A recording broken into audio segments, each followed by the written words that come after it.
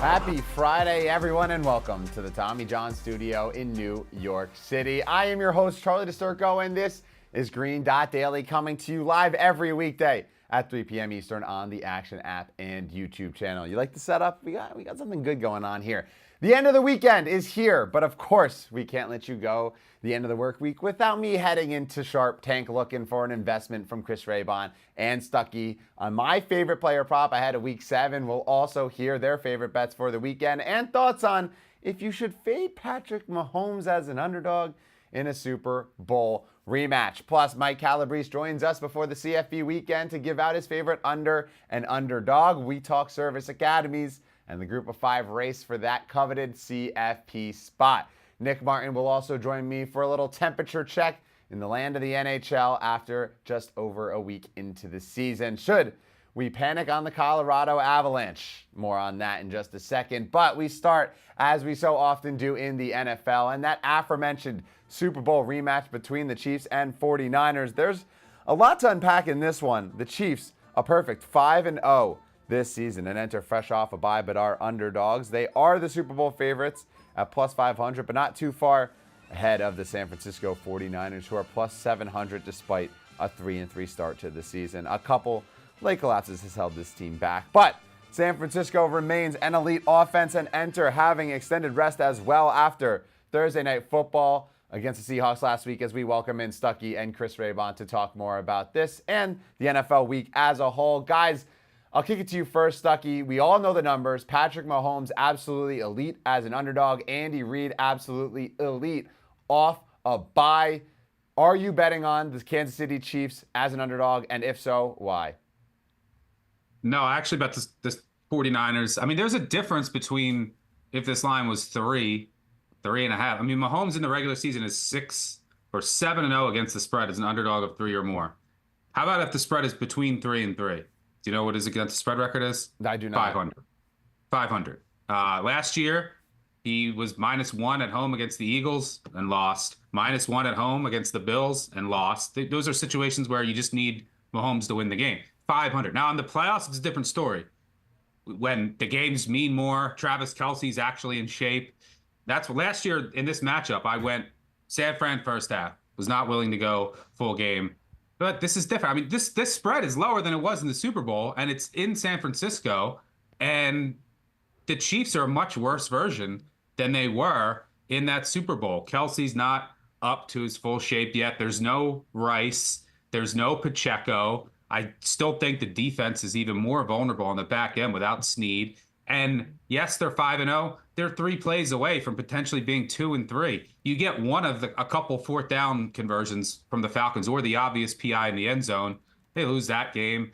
You know, you get a toe, potentially by a toe, they could have lost to the Ravens. The Bengals, you have a defensive score, then that PI call. I mean, look, they have not been great. The offense isn't explosive. And think about the last 3 teams they played have been down multiple offensive linemen. So maybe Trent Williams gets hurt here and they get all the calls again. I don't know, but I 49ers power rated as a #1 team in the NFL. This Chiefs offense is nowhere close to firing on all cylinders. People might point to the Saints data point, by the way, and say, oh, their offense came alive. Juju Smith. You see what the Saints defense has done the past 2 weeks? You know, horrible. 500 yards rushing to teams who aren't even great running teams. Bo Nix put up close to 40 on them. So this Saints defense is not playing well. Maybe Juju Smith-Schuster goes off again, but I have to take the Niners here. The much more reliable, explosive offense. Defense is probably on the same level. Get the Niners at home. The more desperate team, too. Yeah. You could even say Super Bowl revenge, but it's not like Mahomes has won every single one of these games where the spread is it's between 3 where he needs to win it. It's about 500 for his career in the regular season. Postseason, different story.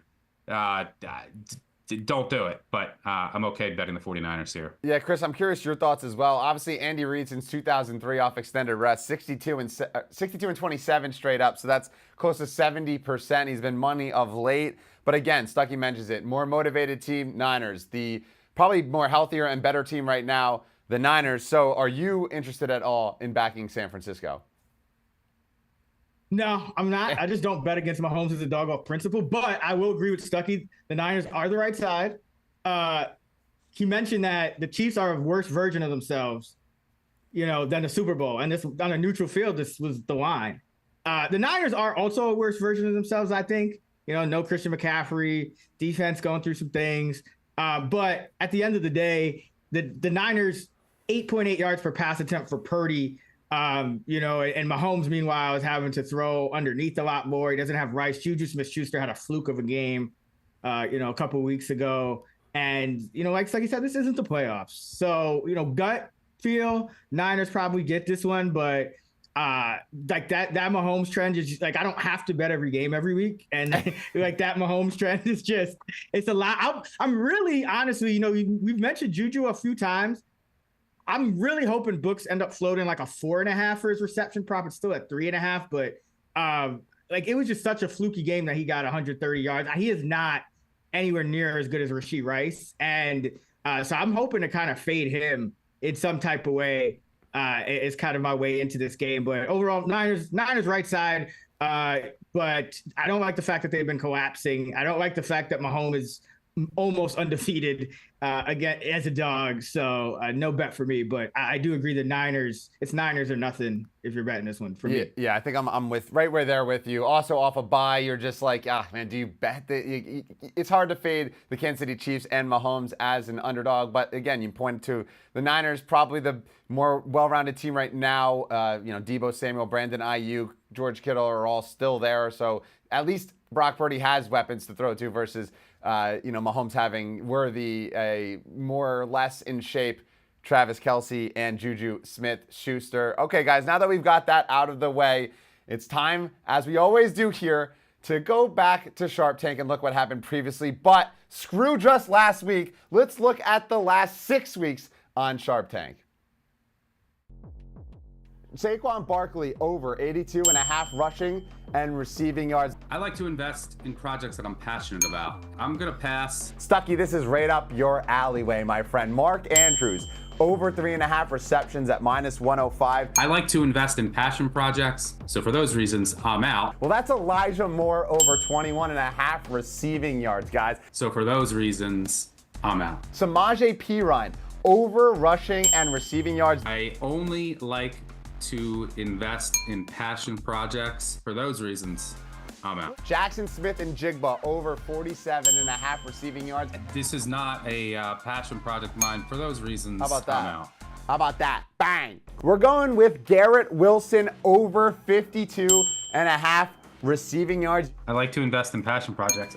I'm out. Rome Odunze over 38.5 receiving yards is my pick to look to go a perfect 7-0 to start the season. Look, I don't know how many times I gotta tell you. I like to invest in passion projects. For those reasons, and this week, I'm out.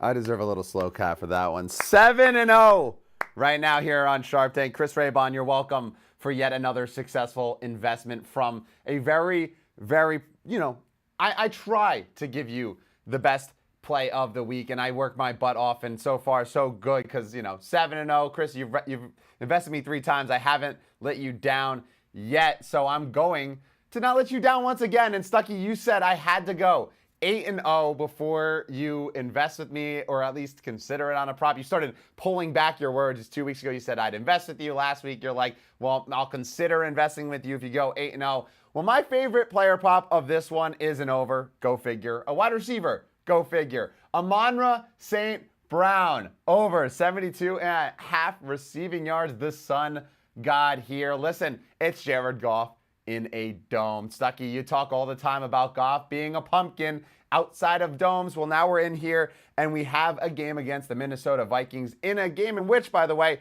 the Vikings defense, very easy to take advantage of in the passing game. They're a pass funnel elite in the run. We went with Garrett Wilson 2 weeks ago. What happened? He put up 100+ receiving yards. Chris, because of your investments with me, because we've worked together, you've given me the financial burden to be able to learn about analytics and all of that. Well, how about this? Vikings too high look. 75% of the time, Amon-Ra St. Brown's yards per route run against that 2.56. I think we buy low on Amon-Ra here after going under in the last 2 weeks. He's 6th in target share in the entire NFL. Minnesota, I mentioned the pass funnel defense. Amon-Ra's got to start getting going at some point. I don't think the Lions are going to have as much success with Montgomery and Gibbs on the ground against Minnesota.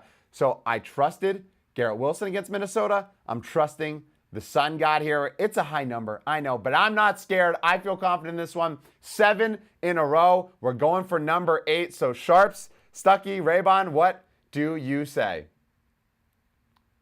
No thanks. By the way, road favorites over the past 3 weeks, road favorites in the NFL are 13-0. It's like fluky stuff happens. If you can get to 14-0, I will start to consider it. No, you ate 14, you said?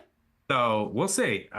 Just saying, look, 13-0 run if you bet every road favorite. And by the way, you say you find the best play on the board. Odunze, what did he go over by a half yard? He had 2 targets. That was by far. I think you're starting to lose your touch. A winner is a winner is a winner. I think you're starting to lose your touch. You benched Javonte in your dynasty league last night. That was private between me and you. You were not supposed to say that. The board. Listen, you're coming to me for the investment. Let me finish my thoughts. And look, this is not a passion project of mine. You mentioned the too high. Flores said 2 weeks to prepare. Throw out the trends. 2 weeks, Flores with 2 weeks to prepare. I wouldn't be surprised if he goes 80% cover 0. I mean, like it's Brian Flores in a huge divisional game. So, yeah, I mean, Goff has been great the past 2 weeks. He played defenses that were missing 4 or 5 starters. Pretty easy to do what he's done. So we'll see. They were struggling early on in the season, that offense. The truth's probably somewhere in the middle. I'm looking forward to playing this chess match. This isn't a passion project of mine. How many times I could tell you come to me with a midweek wide receiver over prop? I don't have the infrastructure, the team in place to tell me if this is a great investment or to dedicate the resources to actually put this into motion. So for me, I'm out. You said 8-0. So if I win this week, that means change. Things change in the business world, Charlie. Things change. A verbal agreement. I think I would consider 8-0. But now I will really consider 14-0. I don't even know what to say at this. I'm upset. I think that this is a great bet. And listen, you complain about the Rome Odunze. It cashed. And you know who also wrote with me? I'm not complaining. I'm just telling you, I think you're starting to lose your touch a little bit. And you don't need me. Keep the vibes rolling. Oh, all right, Chris Raybon, you rode with me with Rome Odunze. You rode with me with Elijah Moore. We cashed with JSN as well. We have an opportunity here. I did my research on all these analytics stuff just for you. Amon-Ra St. Brown, the Sun God, in a dome. What do you say? I say that you're like a broken clock that's put on an international flight. So you're right like more than 2 times a day. You're right like 7 times a day. 8. But you're still a broken clock. Nah, I'm just kidding. No, I'm going to roll with you on this one because I do like the Lions in this one. And I do think that for Detroit to kind of keep up and ultimately win this game, that it does have to fall on the offense because we know, defensively, they were top 5 defense. Aiden Hutchinson, how much does that change? That probably a lot. So I think that the Lions are going to have to win a shootout here. Amon-Ra has put up big numbers against the Vikings and the Flores defense in the past.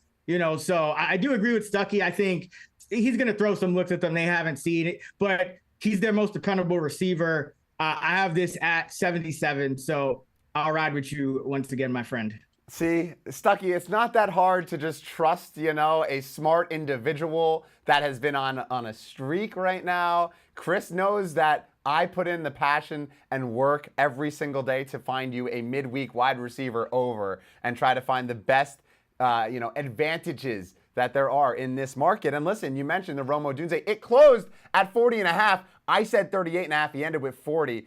That's called CLV. I'm doing everything in the business to get you guys the best look at a bet. Chris Raybon, I appreciate you for joining me once again. This is week number 4 that we're together. I will say, though, I'd appreciate you if you, maybe put it in the app. You'll maybe tag me a little bit, give me a bit of a boost to my public persona, because this 7-0 run is something that dreams are made of. But Charlie, what? Charlie, I'm gonna stop you right there because me and Stuck have been doing this show for years now.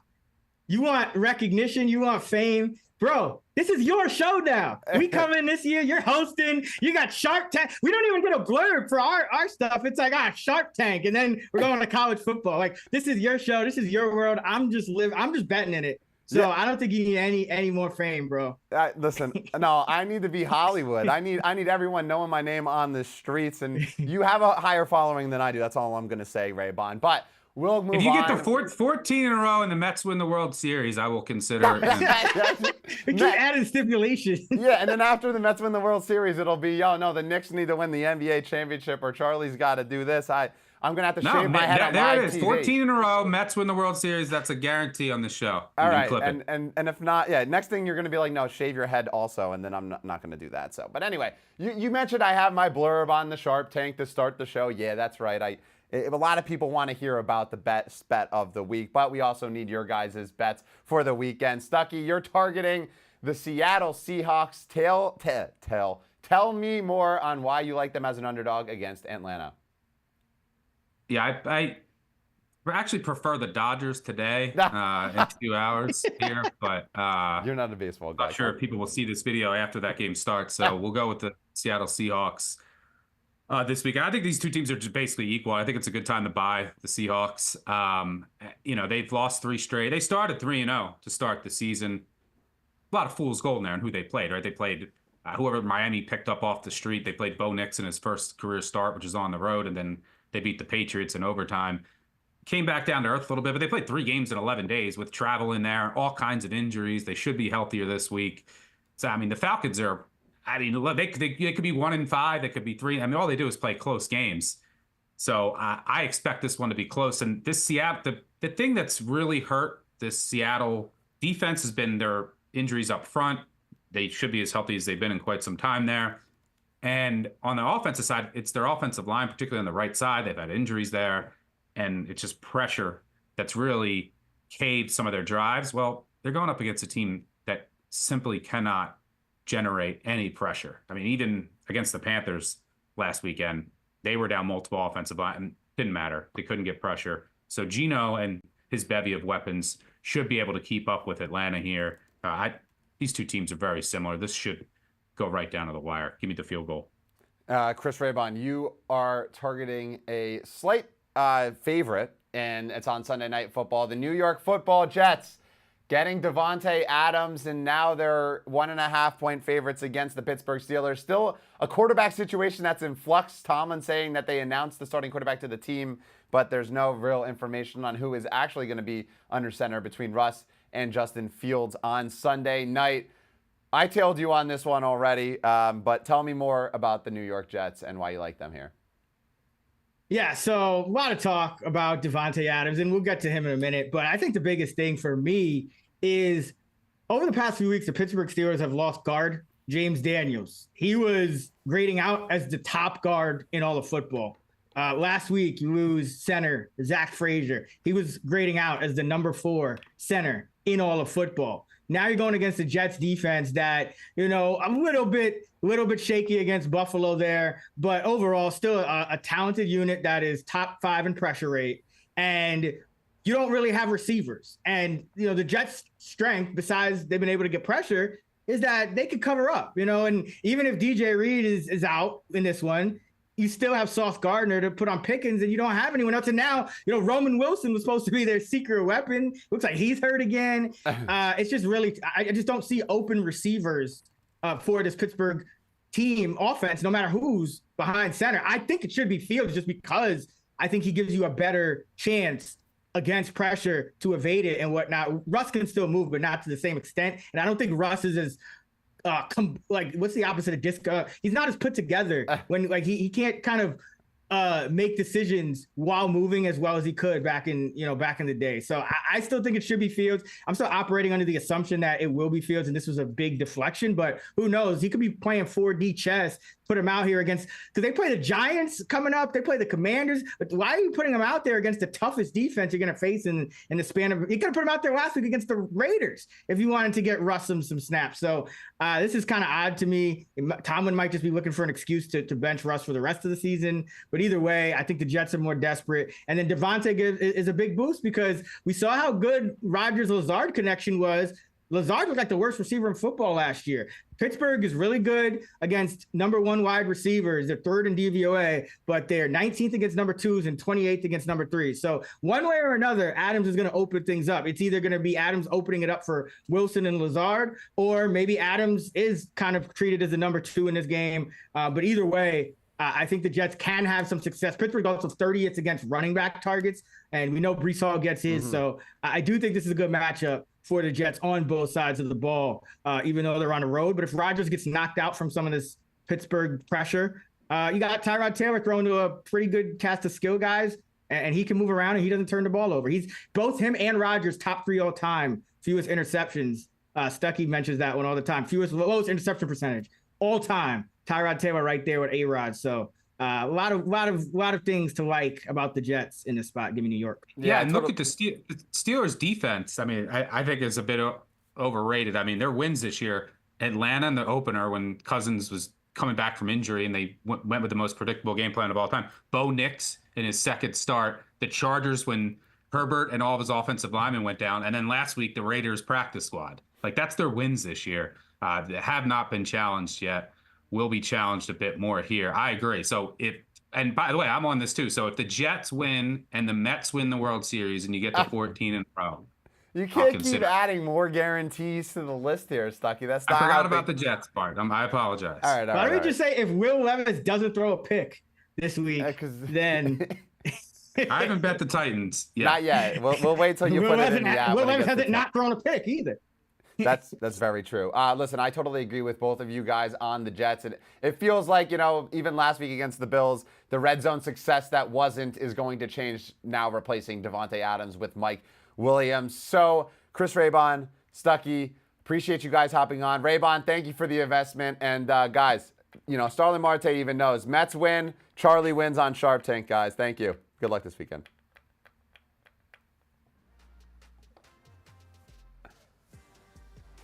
And just a reminder, if you want access to all of Action Pro's projections, make sure to sign up for our annual subscription that is currently on sale. Access includes exclusive player pop picks from Sean Kerner and other members of the Action Analytics team. You'll also get access to exclusive expert articles, our best spread, money line, and total bets, and real ticket and money percentages. To sign up, visit actionnetwork.com/pro today and use code GDD20 at sign up. One more time, that's code GDD20 at sign up for $20 off.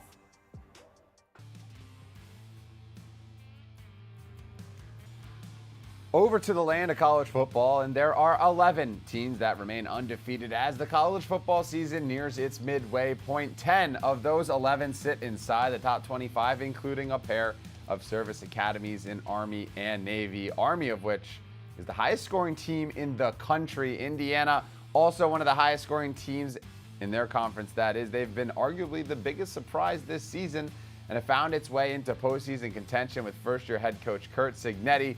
There are just 3 teams outside of that Power 4 with undefeated records. The service academies, of which I mentioned, and then the Liberty Flames, who are the only unranked team that is undefeated, as we welcome in Mike Calabrese to the show. Mike, I have to ask, as we're nearing the midway point, we're trying to project, who is going to take that group of 5 spot in the college football playoff. It's seemingly, or I feel like it's shaping up to be, Boise State and Ashton Jeanty Heisman season, but I'm curious if you agree with that or if there's maybe another team that kind of can steal that spot.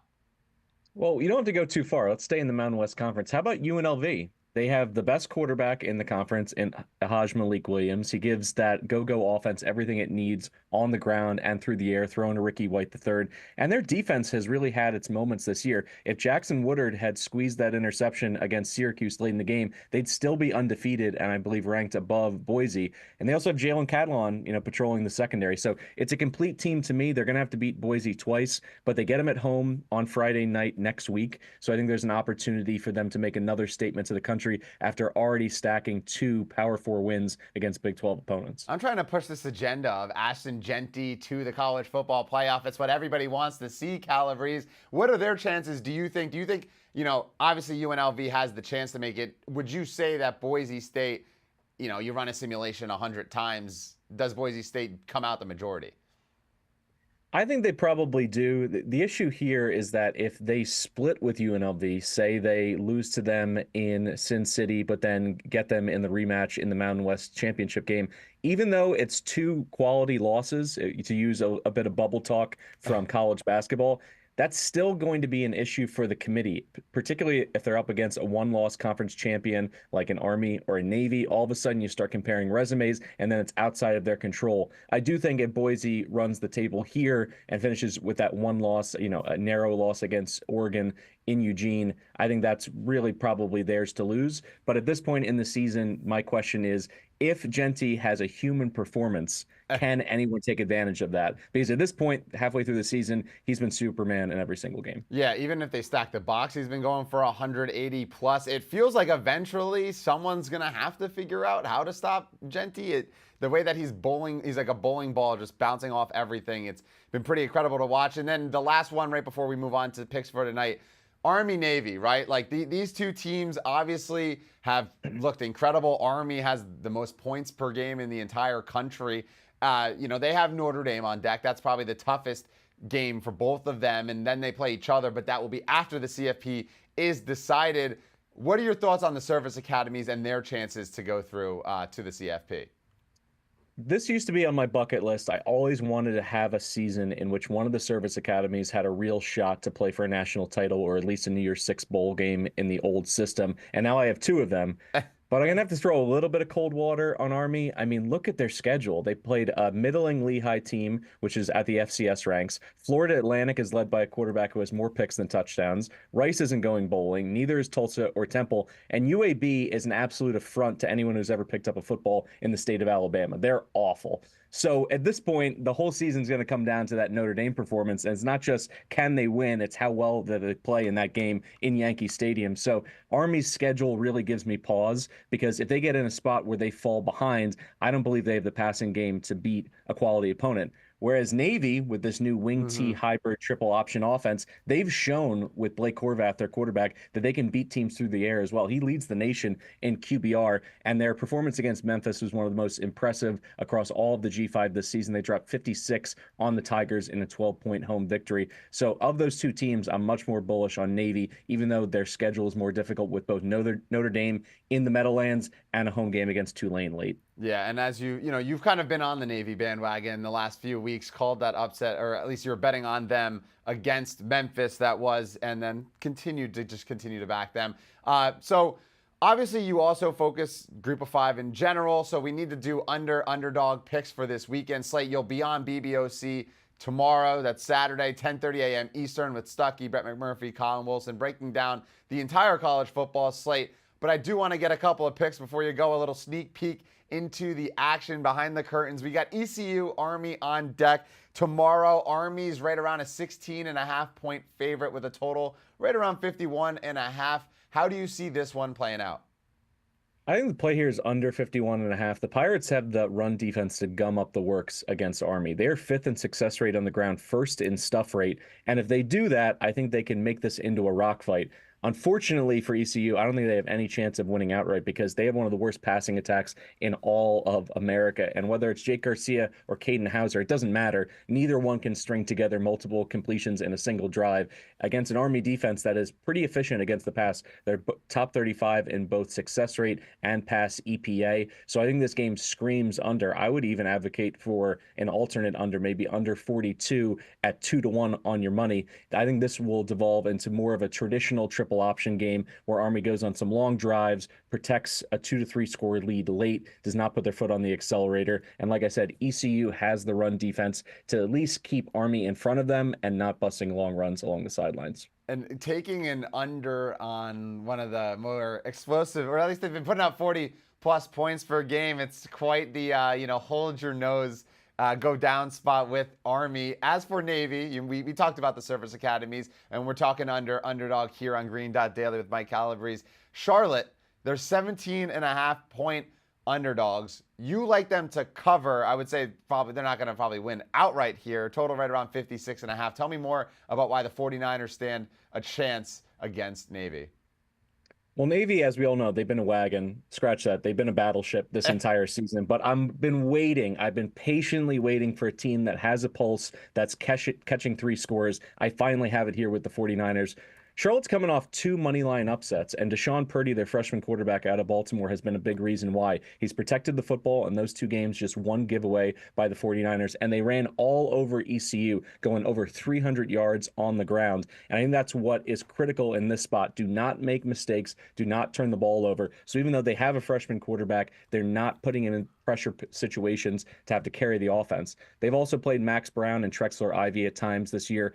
Everyone's been fine at quarterback. I'm not asking for any of them to have a masterful performance against the midshipmen here. But when they do run, the middies are outside the top 70 in rush EPA. And I do think Charlotte can move them in the box. And if they do, and they put together some long drives of their own, all of a sudden, if you blend that with a 0 or +1 margin in the turnover game, 17.5 seems like a lot of points. And while I love what Drew Cronick has done with this wing T offense, there's now a half season worth of film for Charlotte to dissect. I think they caught a lot of teams sleeping, a lot of teams unprepared for all the new wrinkles and downfield passing. At least at this point, I'm putting my faith in a Charlotte team that's starting to surge on the second half of the season. If you remember, Biff Poggi, their head coach, came out in August and said, we have 10 starters down going into the first 2 weeks of the season. They really had to batten down the hatches, to use a Navy expression here, and just weather the storm. They finally got everybody healthy. All of a sudden, they're 3-3 on the season. Now there's hope to get to 6 and bowl eligibility. I'm not saying they're going to win outright in this game, but I think you're going to get premium effort out of the 49ers,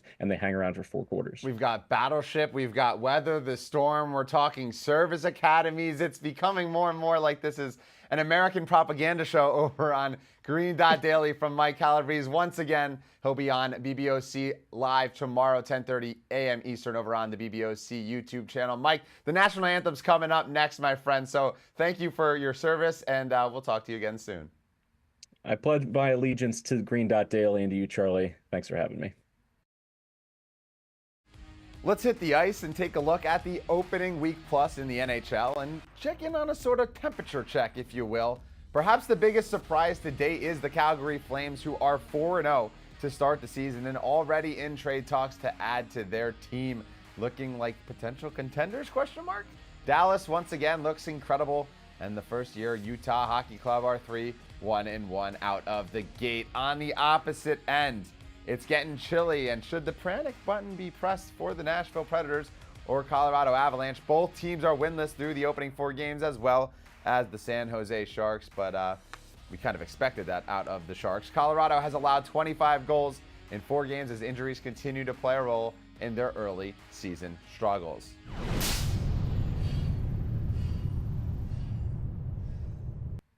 So let's do a sort of temperature check, if you will, with Nick Martin as we welcome him in on to Green Dot Daily. Nick, I'll rip off a couple of teams that are hot, a couple of teams are cold. You'll tell me if we should be pressing the panic button, if things are going to turn around and whatnot. Let's start with the Calgary Flames. 4-0, wins over Edmonton and Vancouver, both of those on the road. They've outscored opponents 19-8 so far. I know you're around there right now. What is the feeling in Calgary, and are they looking like contenders, or should we kind of press the brakes a bit? Yeah, I think if you're thinking they're a contender, you got to press the brakes. The debate is like, are they going to hold up this level enough to remain in the playoff chase? They have the league's highest PDO, and they've had a pretty easy schedule. So those are the obvious knocks against it right now. But the other interesting thing is Frank Saravelli reported yesterday that the Flames are looking to buy a center, which is pretty crazy. So around the organization, they're not so sure that this is going to be a selling season where they're just trying to get a high draft pick. So the one angle I think that's pretty clear, if you believe in the Flames, their head coach Ryan Hruska is at 33-1 to win the Jack Adams. I think that's the clear bet. The one stat that would work in its favor, of teams that have started the season 4-0, 80% of them have made the playoffs in the NHL. It would be interesting to do a deeper dive into that stat and evaluate it based off teams that were priced at longer than 2-1 or whatever threshold you wanted to say to make the playoffs, because obviously a lot of the 4-0 teams in that sample would be teams that were supposed to be good in the first place.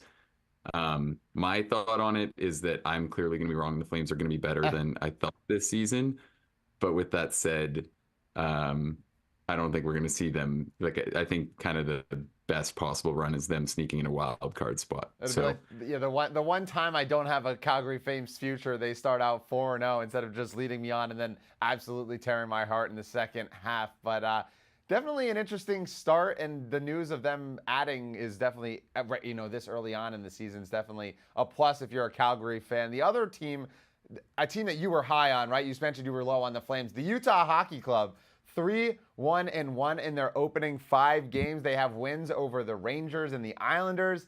I know, Durzee's set to undergo surgery. The defense has begun to thin out with a couple of injuries. What is your outlook on this team? Do we expect them to kind of fall down to earth and come back to like a 500 squad? Or is this team as legit as you expect? Yeah, the Jersey loss definitely hurts, and like I'm happy to make playoffs tickets right now, obviously at around plus 170, but I wouldn't be adding at the current number. I kind of think that this should just be with Jersey sidelined, a team that's a little above 500 and can hopefully just hold their slight edge in this playoff race for the 82 games. I don't really think there's too much actionable at this point. They're getting their share of market respect. I like a lot of what they have going on, but it feels like we're kind of, we've reached the point where you've kind of missed the boat if you're trying to back them now with Jersey being injured. Yeah, it definitely does feel like that kind of ship has sailed. The line also obviously moving with a 3-1-1 start. Let's move to the cold side of things as well, right? Obviously, everyone expected Edmonton to be so good. They're 2-3, but I don't need to talk about them. I think they'll be fine in the long run. I want to talk about the winless teams. Teams like the Nashville Predators. They add Stamkos, Marchessault, Brady Shea. They have elite goaltending, and they're 0-4. So I'm curious your thoughts on this team. Do we expect a turnaround? Or are these additions in the free agency just, they're okay ads and it's going to be just average mediocrity in Nashville? Yeah, I think it could continue to be mediocrity. I was low on them entering the year. I don't hate them to miss the playoffs. It's out there still at plus 112. I just think that the talent they added, the big names in Stamkos, Marchessault, Shea, they're all on the wrong side of the age curve. I thought it said a lot that Tampa paid to bring in Jake Gensel, another winger that would have cost roughly the same as Stamkos, who was their cornerstone, their franchise player, and their captain. And they chose to just, I think, move on because they kind of have seen what he is at 5-on-5 at this point. I kind of think that goes for the whole Nashville team. I don't really rate the names that they brought in as actually moving the needle that much. So I think that their cold start, they're obviously not going to go 0-4. They're not going to be like a bottom 5 team. But I think that this team has the potential to just miss the playoffs entirely. So that would go as quite a surprise, but it feels like they kind of got a lot of credit for last year. And then you go into the summer and you add some guys that I'm not that high on. So yeah, I think the floor is fairly low for Nashville. Yeah, there's definitely some concern brewing over there in Nashville. And I think the same might be able to be said about Colorado. Like, we're talking about ice cold teams, and the Avalanche are perfect, It's just been snowballing downhill right now, especially on the defensive end of the side. 25 goals allowed in 4 games. We have injuries, to Lehkonen, Nichushkin. There's a bunch of others that's happening in this on the Colorado side of things. And the lack of depth, it feels like is showing. They're 0-4. They are a few years removed from a Stanley Cup. Are you low on this team like Nashville, or are they one of the teams that might be able to turn it around? Yeah, it's kind of 2 different things because Nashville's 0-4, but you could argue they've been a little unlucky. Colorado's 0-4, and they've looked horrific. Their goaltenders have both been really bad. And I don't think either of them has like a resume where you should be counting on them for sure stabilizing. So, the Avalanche have an excuse with all the guys missing the games that they have. Devin Taves is one of the very best defenders in the league, and Cale Makar is really struggling to find any chemistry with anyone but him. So I think there's some clear arguments as to why the Avs can bounce back, but it doesn't look like there's much upside. Like if I had a Cup futures ticket on them, I'd be really concerned about this start. Obviously, they need so much in terms of depth, in terms of goaltending. There's not really any kind of elite starting goaltenders on the market. So yeah, they're going to stabilize and be less pathetic than this when they get their group back. But there feels like they're pretty a long ways away from having a true Cup level team right now, especially with how some of these other top teams in the West are looking. Yeah, I was reading into the their looking at the free agent market to add a goalie. I mean, you mentioned it, like The defense doesn't look good. The goaltending has been absolutely horrific, and that's a perfect segue, I think, into tonight when they host the Anaheim Ducks, seemingly going to get their first win under their belt as 265 home favorites, a total of right around 6.5. So you expect the defensive issues to continue, and obviously their offense has scored a lot of goals. So tell me more about why you like the over in this one. Yeah, I mean, I'm sure there's nobody betting the under in this game. I wouldn't need to pull out our app to know that the public bet percentage on the over would be really high. But the thing for me, and part of the reason I like it, especially in this matchup, is it feels like we're not getting much talk about the Ducks as an over team. Like, I think that this Ducks team is just going to play high event hockey all year long. That was kind of a take I came into the year with, because they have a pretty deep offensive core. They have 3 lines that can get out there and score, and like there's so many young pieces that I think can take steps forward in terms of production, but I don't think many of those guys are going to be elite in terms of defending in their own end. And the Ducks goaltending situation is still pretty shaky in its own right, and all those takes have kind of, they're being reflected in the numbers through the Ducks opening start. The Ducks they generated the 7th most expected goals for, but they're bottom 10 in terms of expected goals against, so they're playing high event hockey right now. And I think it's interesting to outline that, because the case for backing an Avs over right now, we almost don't even need to get into it, right? Like, if you paid any kind of attention to the Avalanche right now, this is just how their games are going to set up. They have some of the league's best offensive players. They're completely desperate for a win. They've gotten terrible goaltending. And I think there's just going to continue to be a lot of game scripts where they have to really play McCarr, McKinnon, Rantanen in huge minutes and kind of try to chase games and generate offense to help cover for the other flaws on the roster. So even at a high total, like a juiced 6.5 is the highest total that we've had this season. And I think that it's warranted, and I still like the over here. Yeah, still feels a little too low for an Avalanche team that can score 4, 5, 6 goals a game. And also with the goaltending, until they make a change, expected to give up a lot of goals per game as well. And you mentioned it. The Ducks have looked pretty strong to start, 2-1, big win over the Utah Hockey Club last time out. So definitely something to keep an eye on. Nick Martin, in the world of the NHL, we'll talk to you soon, my friend. Thanks again for hopping on GDD. Yeah, thanks for having me, Charlie. And just a friendly reminder that any pick we give out here on the show, like the one you just heard from Nick Martin, you can easily reference by following us in the award-winning Action Network app under the handle @green.daily. We keep track so you don't have to.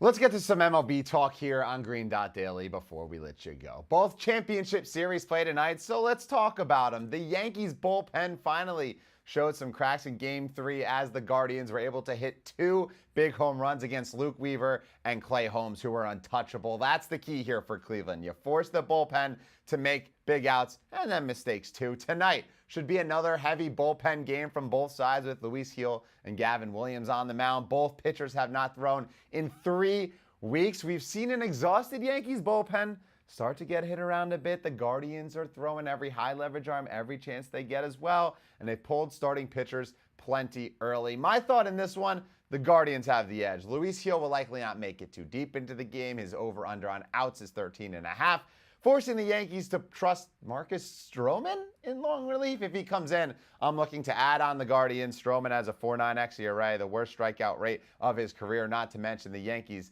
They've looked completely exhausted as well with every high leverage arm. It's been thrown through the first 3 games of this series. So I'm looking to back the Guardians team total in this one as they defend home against New York. As for the Mets, OMG is starting to look a lot less like a song and more like a panic term. They've been battered by the Dodgers' patience at the plate and face elimination tonight in Game 5 against Jack Flaherty, who had no issues to open the NLCS. But one thing about this Mets team is that they're resilient. Backs against the wall is where they operate best. Having all the high leverage bullpen arms ready at the signal is a huge boost for New York, who turn to as reliable an arm as they've had all season in David Peterson. As the great Kevin Millar said back in 2004 with the Red Sox's backs against the wall, do not let us win tonight. The same can be said for the New York Mets in Game 5. Do not let the Mets show signs of life. Sean Manaea takes the mound in Game 6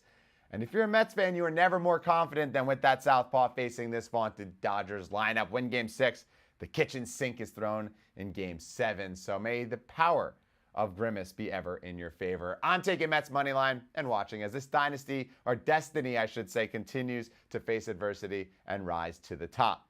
Have a great weekend, everyone.